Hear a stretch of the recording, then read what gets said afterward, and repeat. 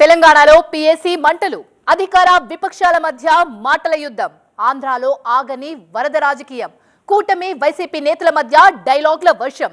Punch డైలాగ్లు, ప్రత్యర్థుల కౌంటర్లు. చూద్దాం డైలాగ్ వార్లో.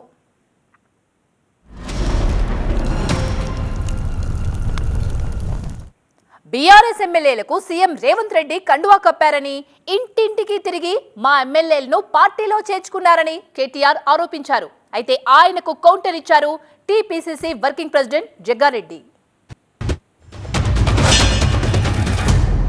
ఇవాళ చాలా విచిత్రమైన పరిస్థితి రాష్ట్రంలో నెలకొని ఉన్నది. 10 మంది బీఆర్ఎస్ ఎమ్మెల్యేలకు ఆయనే స్వయంగా కండువా కప్తాడు.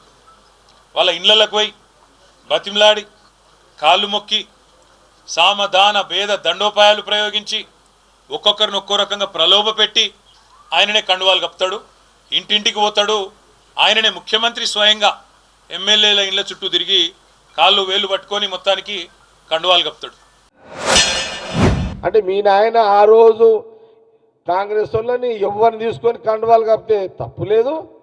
ఇప్పుడు ముఖ్యమంత్రి కాంగ్రెస్ పార్టీ ముఖ్యమంత్రి రేవంత్ రెడ్డి గారు కండువా కప్పితే తప్పు వచ్చిందా? ఇది తెలంగాణ ప్రజలు కూడా ఆలోచన చేయండి.